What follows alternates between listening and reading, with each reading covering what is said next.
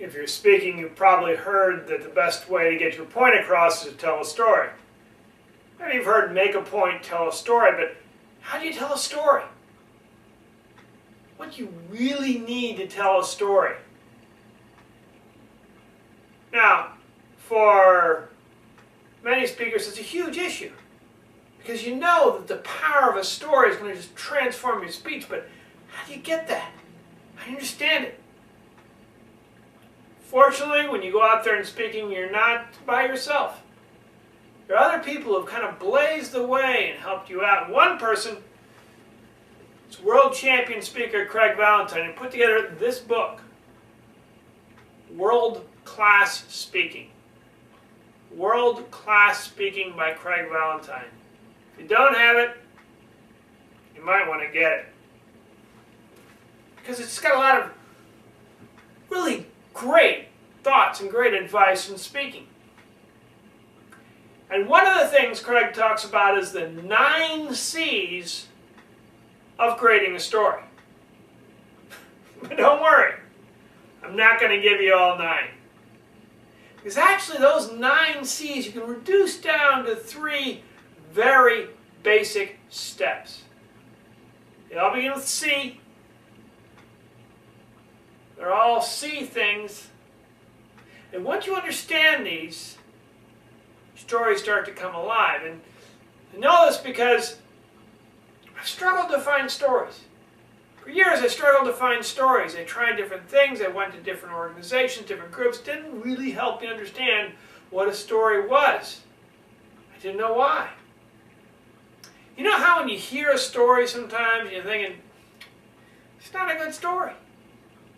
Well, I would hear my own stories. Stories I was telling, and afterwards I'd listen to them and think, not a good story. I didn't know why. Had no clue. But I kept on trying. You know how it is? You keep on trying. Do the same thing over and over again, hoping something will change. Somebody called it the definition of insanity. Doing the same thing over and over again and hoping something would change. It's crazy. Because it didn't. If anything, it got worse. Depressed. Didn't know what was going on. And then I found a book. World Class Speaking. Amazing book. A lot of great tips in it. One thing it was about was how to tell a story. And once I started reading it and going over it and thinking about these 9 C's, and then even just those 3 C's I'm going to tell you about, all of a sudden I thought, that's it. That's really all there is to it. How simple. But then, since I'd struggled so long, I realized how powerful. To be able to transform an audience just by giving a good story. And once I understood what a good story was, I started saying why the other stories just were falling apart. They just didn't work.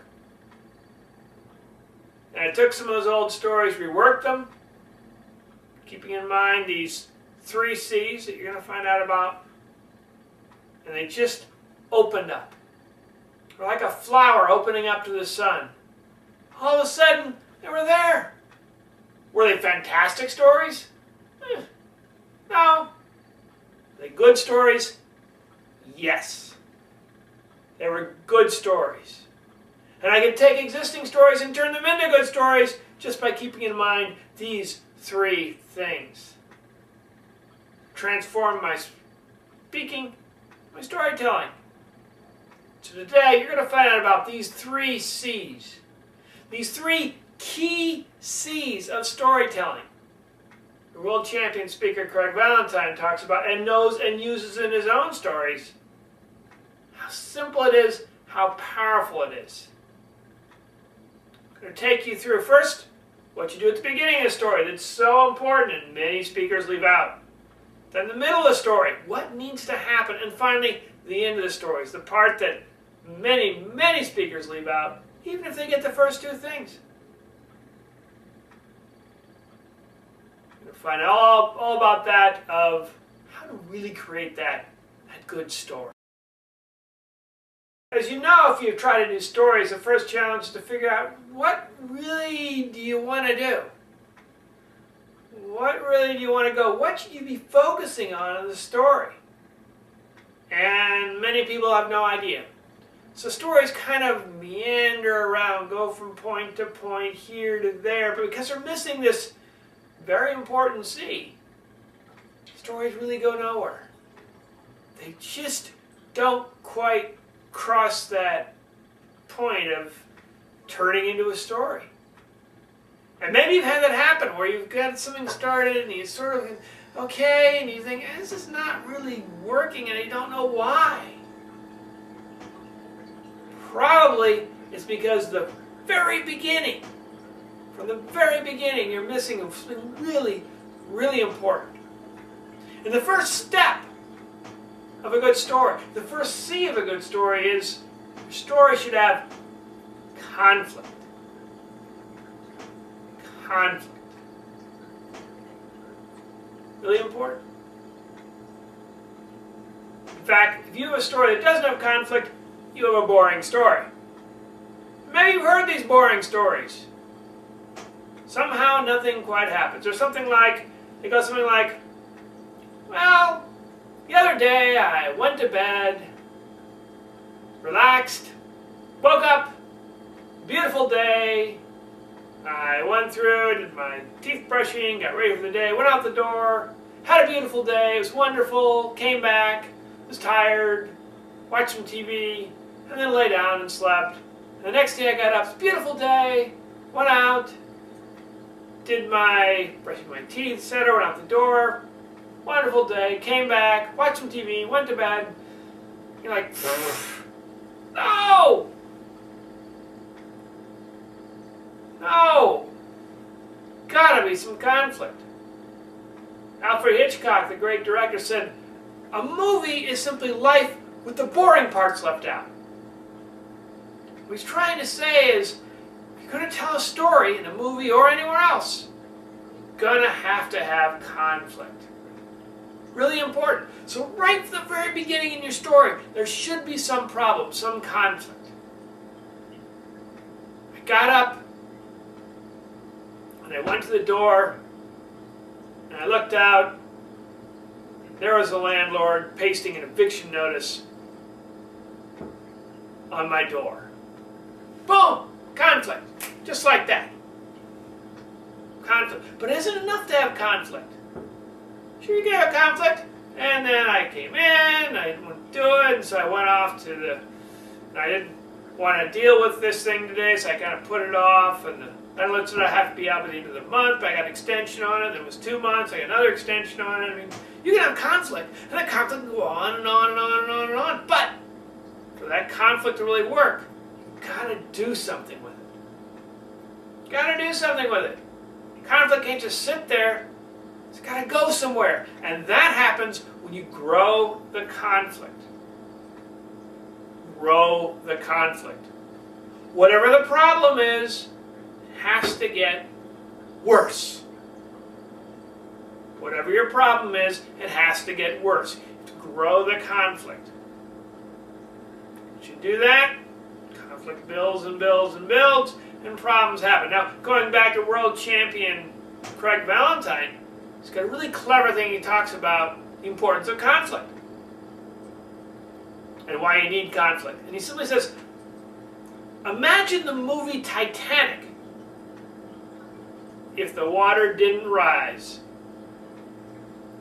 Imagine the movie Titanic if the water didn't rise. If the water just stayed at the same level in Titanic, everybody just kind of have, soaking feet.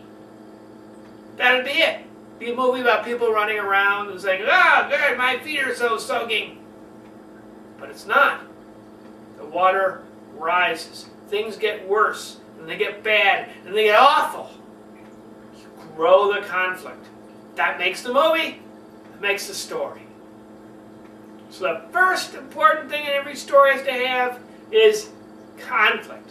Right from the beginning. And you want to grow that conflict to make something more of it. Now once you have a conflict, it needs to go somewhere.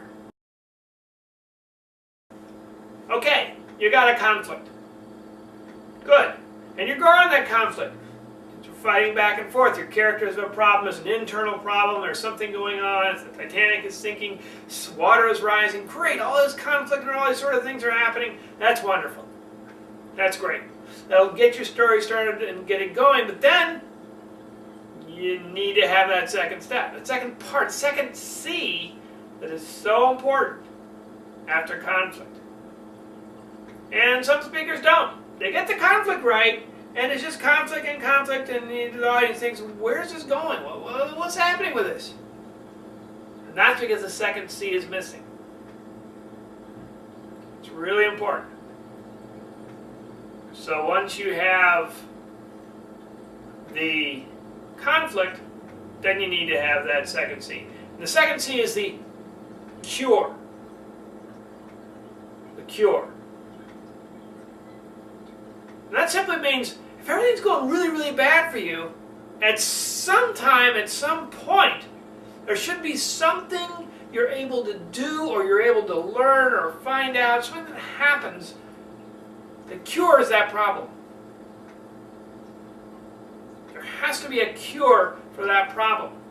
And your speech really is about, hey, here's the cure. Or you might think of it, here's the technique. Here's the way. If you've got a problem like this, here's the way I solved it. It's what I did. Because it's one thing, if you talk about, here's the problems, here's the conflict, great, your audience will relate with that. But then they're saying, I don't need you. I really don't need you to tell me how horrible life is. I already know that. That's why I'm here. I want you to help me out of a horrible life is. So once you put them in that conflict, in that situation, then you got to say, okay, great, I know things are horrible, but here's a cure. Here's a cure you can use. Now, creating the cure, you want to have it be pretty straightforward, pretty simple. Something simple, people can say, yeah, I get it, I understand that. If it's too complex, it goes on and on and on and on and on, then it becomes not just one cure, it becomes like many cures, and then it just seems too complex. If it's too complex, they're probably not going to do it. So you have a cure, one cure, that solves that problem. So if you get to that cure, it's like, oh, great, hey, this cure is going to solve the problem. And you know it's going to solve the problem because, hey, that's the thing. And somebody told it to you. Someone gave you a cure. Somebody helped you out. Maybe you read it in a book. Maybe some person like Greg Valentine gave you this. Somehow you get this cure from somewhere. Your experience, sure, great, but if you can't have all the answers, because if you have all the answers, then people can just figure things out on their own. They don't need you. If you learn from somebody else can learn from you. So great, you got a cure, and you got it from some other place. And to get it, you have to understand that cure. It's really important. So you got the conflict, great, and the conflict will lead to a cure. And then, hey, you got the cure. And that resolves that conflict. See, if conflict just builds up and builds up and builds up and builds up and goes nowhere, then there's nothing really there. But if conflict builds up, builds up, builds up, suddenly there's a cure for it, something that solves it, well, that's really great. It's really great because it solves that problem, that central conflict, that central issue. And that's what your audiences need, because conflict is great because it builds up and holds their interest, but ultimately it has to be that resolution, that cure, so that the audience can say, ah, I get it. Relax a bit. Find that tension went somewhere. So there's a direction to it. So you're getting through the story pretty well. You get the conflict, and now you got a cure.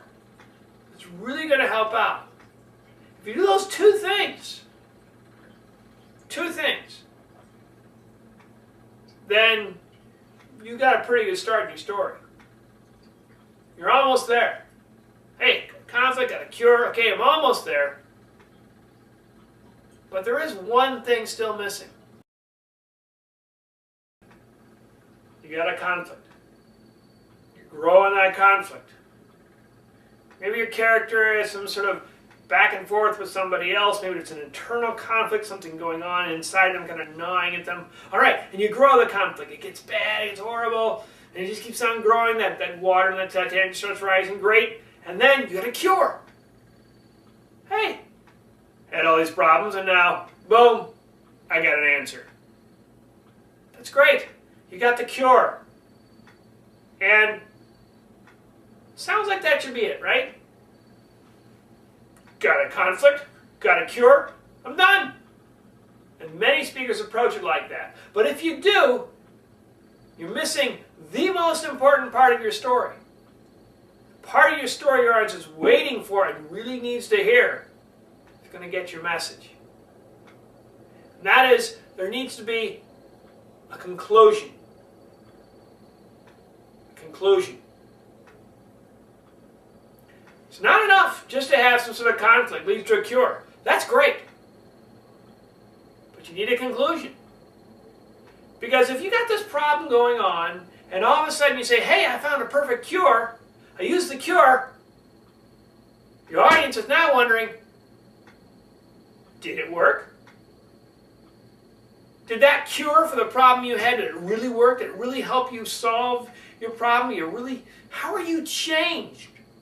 How are you changed from what you did before to what you're doing now? How did you transform yourself? How do you get over that problem? You had all those problems and all of a sudden you had a cure. Great. Now show me how it improved your life. Give me a conclusion about how your life was better, how everything worked out better because you used that cure. And many speakers just don't do that. They have a conflict, they have a problem, and they come up with a cure, and then they're like, hey, now I'm going to reach out. Now you can do this. Like they jump right out of their story, and they go right into, hey, let's talk to you. Forget about the story now. Now I'm going to talk to you. Buy my stuff. Take my advice. Do what I say. The audience is wondering, wait a minute, before I'm going to do anything or try your advice or anything like that, I want to know, did it work? How did it change your life to use that cure? There's got to be a conclusion. So you got this great cure, and you say, well, now I'm using this cure, everything is better, it's more interesting, more exciting, more vivacious of life. Somehow describe how your life got better. Convey to your audience why you're so passionate about selling that cure, you're so passionate about giving that cure, you're so passionate talking about that cure. Because the incredible way it transformed you. Because the amazing effects now in your life. Because the way those problems, those difficulties, those issues, that conflict you had is now resolved. Conflict is a thing of the past. I've got this new life, and it all happened because of this cure. So everything the conflict kind of builds and builds this cure, and then it's like, now I can relax. Because everything's good, everything's fine. Because this one thing I did, and then you say, and you can do it too. But if you didn't do it, your audience isn't going to do it. It's like that old commercial, long time ago, for Life cereal. And there are these kids talking back and forth about Life cereal, and they don't want to try it because it's something new. And they get this bowl of cereal they keep pushing back and forth between us. Are you going to try it? I'm not going to try it. You going to try it? I'm not going to try it. And they get an idea. Aha! Let's get somebody else to try it and see what the effect is on them. And then, if it's good, maybe we'll think about it. Said, let's get Mikey. He won't eat it. He hates everything. They're thinking, boy, if this Mikey guy can solve this problem with the cereal, that they're willing to cereal, wow. He likes it. Hey, Mikey. And then they all start eating cereal. Because now they know that cure, that cereal is supposed to be so wonderful, is wonderful. It's great. Look, Mikey likes it. That's the conclusion. So remember, you're building your stories. You get your conflict, great. You get your cure. Always remember, put in that conclusion. As a speaker, your stories are so powerful because you get concerned about how to do things, how to set things up, and it gets really be an issue but it doesn't need to be if you keep in mind three things. And the first thing is conflict. Conflict. Put in conflict right at the beginning of your story. Your characters have some sort of conflict. There's an internal conflict. There's an external conflict. There's something going on with that character you have, whether it's you or somebody else, whatever, that's causing some sort of problem. Sort of big problem. And make sure you grow that conflict. Not enough to let the conflict sit there. It's got to grow. Because that conflict, that problem, and the growing of the conflict will pull people in. Because they're going to wonder, oh, what do you do now? What do you do now? What do you do now? So grow that conflict, pull people into that story. And as you build that conflict, it gets more and more interesting for your audience. Once you grow the conflict, then you have to have a cure. Cure. Has to be some technique, something you do, something you know, something you understand, some way that you now get it. That all these problems, all these situations going on, all this back and forth conflict, all this stuff led to, aha, this cure. I get it. I understand it. Now I realize. That's really important. Because if all you're offering is conflict, hey, the audience, their lives probably have plenty of conflict by themselves. They don't need you to describe conflict. However, the conflict can help them understand, here's the cure. All that tension, that beautiful release of, I get it, I understand it, this is the way it's going to work. This cure is going to solve everything. It's going to take care of all that conflict. And the audience, knowing to get the cure, they're ready. They're really ready. They're ready, they're almost there to actually do what you're talking about. So give them the cure so they understand, okay, this is the way to solve those problems you're having. And then, after the cure, have the conclusion. Conclusion. Because your audience really wants to know that when you use that cure, those conflicts and problems went away. Everything's so nice. Just a relaxation, like, oh, yes. Conflict builds up to the cure, and then, just relax. It's okay. This cure will take care of all those problems. So all those problems you're getting worried and concerned about and you related directly to, good news, cure solves them all. And you know it solved them all because it solved them all for me. Here's how much better my life is. Here's how much I'm able to do things better. Here's how I feel more confident, more certain of myself. Here's how I look better. Here's how I'm able to do things better just because I understand this cure, this technique. It changes everything. Get that conclusion in there. So people know, okay, it worked for them.